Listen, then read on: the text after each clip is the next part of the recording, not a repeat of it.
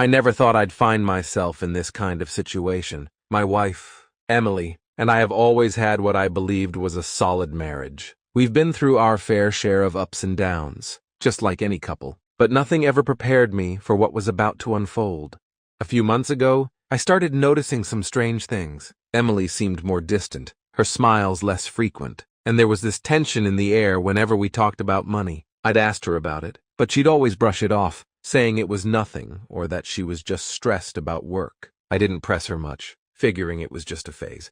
Then one night, I got a call from my buddy. He was absolutely smashed and begging me to come pick him up from a strip club across town. I've known Tom for years, and while I'm not usually the one to judge, he's the last person I expected to find at a place like that, but he was my friend, so I reluctantly agreed. When I got there, the place was just as sleazy as I'd imagined. Neon lights flickering, the stench of cheap perfume mixed with alcohol, and a haze of smoke hanging in the air. I found Tom slumped over in a booth near the stage, barely coherent. But as I was about to help him up, something caught my eye on stage. I froze, my heart hammering in my chest as I tried to make sense of what I was seeing. There, under the blaring lights, was Emily, my wife, my beautiful, loving wife, wearing almost nothing, dancing on a pole in front of a group of cheering men. I couldn't believe it. It felt like a nightmare, like some sick joke my mind was playing on me. But it was real. Without thinking, I stormed towards the stage, rage and disbelief flooding through me. I yelled her name, causing everyone to turn and look, including Emily. The look on her face when she saw me will haunt me forever. She was terrified, maybe even ashamed, but mostly she looked defeated. "What the hell are you doing here, Emily?" I shouted, not caring that everyone was watching. The bouncer started to approach, but I didn't let him get close. "We're leaving! Now!" Emily quickly gathered her things and followed me out without a word. The drive home was silent. My mind was racing, trying to understand how this could have happened. How had things gotten so bad that my wife felt the need to do this behind my back? When we got home, we finally talked. She broke down and told me everything. She had been hiding our financial troubles from me for months, trying to protect me, she said. She couldn't bear the thought of us losing everything, so she took matters into her own hands. Stripping was supposed to be temporary, just until we got back on our feet. She swore she hadn't done anything else, but that didn't change how betrayed I felt. I told her that I couldn't handle this, that I couldn't stand the thought of her doing that for money, and she agreed to quit immediately. We promised each other we'd find another way to fix our problems together. But after that night, things were never quite the same. Even though Emily quit, there was this lingering sense of unease. I tried to put it behind me, but deep down, I couldn't shake the feeling that something was still off. And that's when I started noticing the little things. Emily began to be more secretive with her phone, often turning it off when I was around. She'd go out more often, saying she was visiting a friend or running errands, but she always seemed evasive when I asked for details. There were nights when she came home late, smelling faintly of a different perfume than she normally wore. She assured me she was just trying to catch up with friends, but there was always a tension in her voice that hadn't been there before. I couldn't help but wonder if she was hiding something from me again, and worse, if she was involved with someone else. Every time she smiled at her phone or seemed to be lost in thought, my mind would race, filling in the blanks with the worst possible scenarios. I didn't want to be paranoid, but the trust between us had been shaken so badly that I didn't know what to believe anymore. All I knew was that the woman I once thought I knew so well was starting to feel like a stranger, and I was terrified of where this would lead. The unease had been eating away at me for weeks, despite all the promises Emily made to me that night. I couldn't shake the feeling that something wasn't right. She was still acting strange, and my mind kept going back to that awful night when I found her on stage, dancing for strangers. I wanted to believe that it was all behind us, that she'd really stopped, but deep down, I couldn't be sure, and it was driving me crazy. So, one night, after she'd left the house claiming she was meeting up with a friend, I made a decision. I had to know for sure. I couldn't go on living like this, with that nagging doubt gnawing at my insides. I decided to head to the strip club, the same one where I'd found her before. I told myself it was just to make sure she wasn't there, that she was really keeping her word. When I arrived, the place looked just as seedy as I remembered, but there was something else. A sense of dread creeping up my spine as I stepped inside. The lights, the music, the smell of desperation. It all came flooding back, but this time there was something more, a sinking feeling that I was about to discover something I didn't want to know. I scanned the room, hoping, praying that I wouldn't see her. But as I made my way to the bar, I saw Tom sitting in the same booth from that fateful night, a drink in his hand and a look on his face that made my stomach twist. "Tom," I said, trying to keep my voice steady, "tell me you haven't seen her here." He looked up at me, his eyes filled with pity. "Man, I'm sorry. She's here. She's been coming back for a few weeks now." My heart dropped. "What? Are you serious? She promised me. Tom, she swore she'd quit." He nodded, taking a long swig of his drink. "I know, but it gets worse. She's not just dancing anymore. She's in the VIP room right now." Those words hit me like a freight train. The VIP room. I didn't want to imagine what that meant, but my mind was already racing. I felt sick, my heart pounding in my chest as I tried to process what he was telling me. "What do you mean, the VIP room?" I asked, my voice trembling.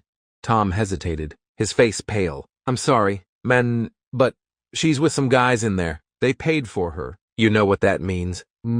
I could barely breathe. My legs felt like they were going to give out from under me. I didn't want to believe it, but I had to see for myself. Without another word, I turned and headed toward the VIP area, my head spinning, my stomach churning with fear and anger. As I approached the door, one of the bouncers tried to stop me, but I pushed past him, not caring about the consequences. I had to see. I had to know.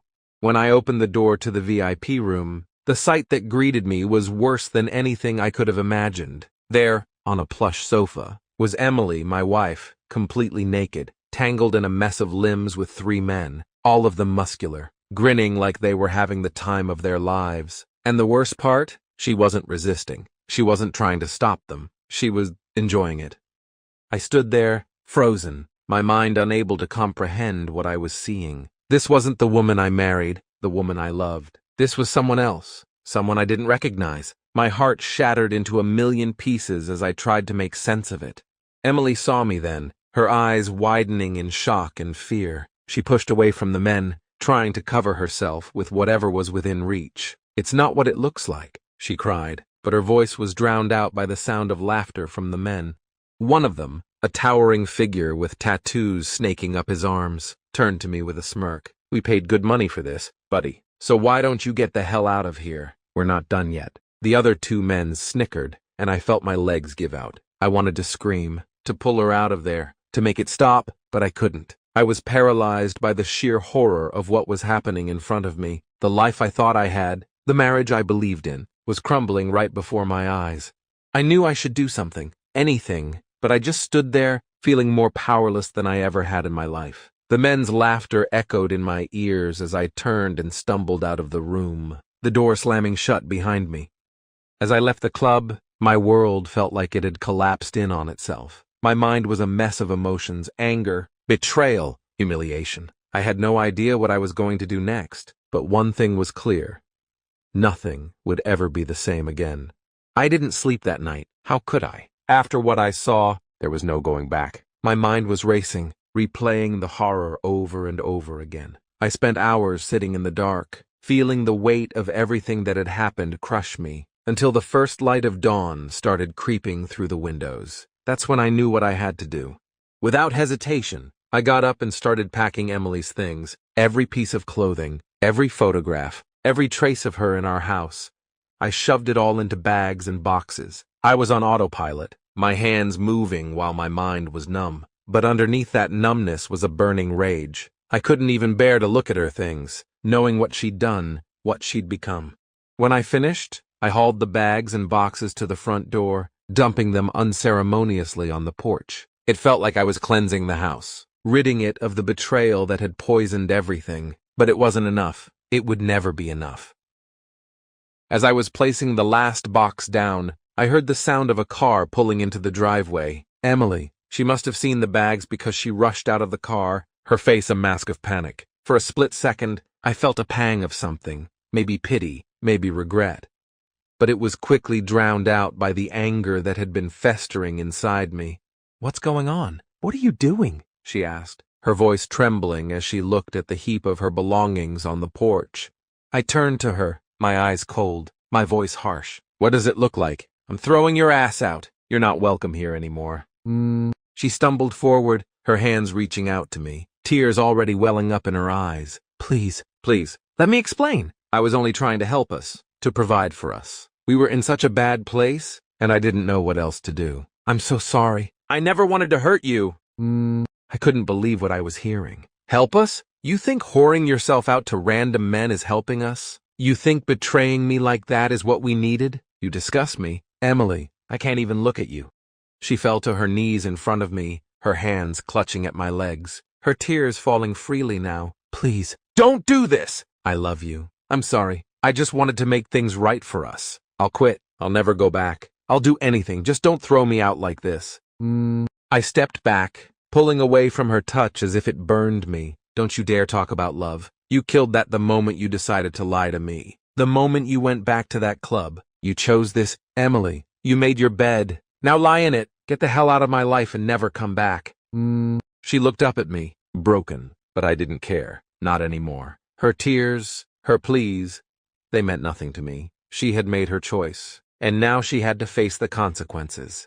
I watched as she slowly stood up, her shoulders slumped in defeat. She wiped at her tears, trying to compose herself. But it was clear she was shattered. Please, let's talk about this. I'll do anything. Don't throw everything we had away. I clenched my jaw, fighting the urge to scream at her, to tell her exactly how much she had destroyed. But instead, I just pointed to her things. Take your stuff and go, now. She hesitated for a moment, looking at me with those tear-filled eyes, but when she realized I wasn't going to budge, she slowly began gathering her things. Watching her, I felt a mix of emotions, anger, sadness, and an overwhelming sense of betrayal. But most of all, I felt a dark satisfaction. She was finally getting what she deserved. When she was gone, I walked back into the house and slammed the door behind me, shutting out the world. I went to the kitchen and grabbed a drink, downing it in one go, trying to drown the fire inside me. But the anger wouldn't go away. It just kept building, fueling a need for revenge that I couldn't ignore. As the day wore on, I started thinking about how I could make her pay for what she'd done to me. I went over a few options in my head. Maybe I could ruin her reputation at work, or expose her to all her friends. I even thought about going after the guys she'd been with, making them regret ever laying a hand on her. But none of it felt like enough. Then it hit me. What would really destroy her? What would make her feel even a fraction of the pain I was feeling? The videos. I knew the club had security cameras, and there was a good chance they had footage of everything that happened in that VIP room. If I could get my hands on those videos and send them to everyone, her family, my family, our friends, everyone would see her for what she really was. I pulled out my phone and opened the group chat that we had with all of our relatives. It was usually filled with mundane family updates, photos, and jokes. But soon, it would be something else. Soon, it would be the tool I'd use to destroy her. All I had to do now was get those videos, and nothing was going to stop me from doing it.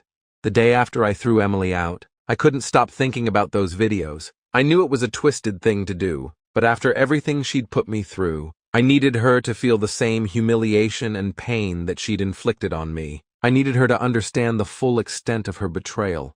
So, I headed back to the club. As I walked through the doors, I forced myself to keep my emotions in check. I couldn't let on what I was really after. I had to play this carefully. The manager, a burly guy with a stern expression, was behind the counter when I approached. Hey, I need to talk to you about something. It's kind of important, I said. He looked me up and down, clearly sizing me up. What's this about? He asked, suspicion already creeping into his tone. I took a deep breath, trying to come up with a convincing lie on the spot. So, here's the thing. My wife, well, she's been coming here a lot recently, and I'm trying to figure out what's been going on. I think she's been hanging out with some bad people, maybe doing some things she shouldn't be doing. I just want to help her, you know? I need to see the security footage from a few nights ago to figure out who she's been with. The manager's expression softened slightly, but he still looked skeptical. We don't usually give out footage to anyone. Man, it's against policy. I nodded, pretending to understand. I get it. I do. But this is serious. I'm trying to get her out of a bad situation. If I can show her who she's been hanging around, maybe I can help her turn her life around. I'm just asking for a little help here. He hesitated, then sighed. All right, fine, but just this once. And don't go telling anyone else I did this for you. We don't need any more trouble around here. Relief washed over me as he led me to a back room where the security monitors were. He pulled up the footage from the night in question, and there it was, clear as day. Emily with those men in the VIP room, doing things I wished I could erase from my memory. "Can I get a copy of this?" I asked, trying to sound casual. He gave me a sideways glance. "I don't know. Man, why do you need it?" "Just to show her," I lied smoothly. "Maybe if she sees what she's been doing, it'll shock her into realizing how far she's fallen. I'm trying to save my marriage here." He looked at me for a long moment before finally nodding. "All right, I'll burn you a copy. But like I said, this stays between us." "Absolutely," I agreed, forcing a grateful smile. "Thank you." As I waited for the copy, a thought occurred to me. I needed more than just the security footage. If I could get my hands on a video taken by one of the men she was with, it would be even more damning. They'd have no reason to hold back, no angles to hide. It would be raw, real, and undeniable. "Hey, while you're at it," I said, trying to sound nonchalant, "could you give me the contact info for one of the guys who was with her? I think he's a regular here." The manager raised an eyebrow. "Why?" I scrambled for a reason. I need to talk to him. Maybe he knows more about what's going on with her. I need all the information I can get." He looked hesitant, but finally relented. "Fine. There's one guy, big guy, always around here. Goes by Jack. I'll give you his number. But don't tell him I gave it to you." "Thanks. I really appreciate it," I said, taking the number from him. My heart pounded in my chest as I left the club, the disc with the security footage in my pocket. Later that day, I called Jack and arranged to meet him at a local diner. I wasn't sure what to expect, but I knew I had to see this through. When I walked in, I immediately recognized him, a tall, muscular guy with a confident swagger. He didn't seem like the type to feel guilty about anything, but I hoped that maybe, just maybe, he'd have some shred of decency. "Jack?" I asked as I approached his table. He looked up and nodded. "Yeah, that's me. You're the guy who wanted to talk?" "Yeah," I said, sitting down across from him. "Thanks for meeting me. This is about the other night at the club. I'm not sure if you remember, but you were with a woman in the VIP room. She's my wife." His expression shifted from casual to serious in an instant. "Shit, man, I didn't know. If I'd known she was married, I never would have touched her." I shook my head. "She didn't tell you. She lied to you just like she lied to me. She's been doing this for money, and I had no idea until I found out the hard way. I'm a wreck. Man, I just want to make sure she pays for what she's done." Jack sighed, running a hand through his hair. "That's messed up. I'm sorry. Man, if I'd known, I would have walked out the second I saw her." I leaned in, my voice low. "I need your help. I know it's a lot to ask, but if you have any videos from that night, I need them. I want to send them to our families, to show them what she's really been up to. She betrayed me in the worst possible way, and I need her to feel the consequences." He hesitated, clearly uncomfortable, but then he nodded slowly. "I get it. If someone did that to me, I'd want to burn their life down too. I do have some videos. I wasn't planning on keeping them, but if it'll help you get some closure, I'll send them to you." I felt a strange mix of relief and guilt as he handed me his phone, showing me the videos he had. They were even worse than I'd imagined, but I forced myself to look. This was the ammunition I needed to make sure she couldn't worm her way out of this. "Thanks," I said quietly, taking the files and transferring them to my phone. "You don't know what this means to me." Jack gave me a sympathetic look. "Take care of yourself, man, and whatever happens, don't let her drag you down any further. You deserve better than that." With the videos in hand, I walked out of the diner, feeling a sense of grim determination. I had everything I needed now. The next step was sharing it with the world. Emily had destroyed our marriage, and now it was time for her to face the consequences.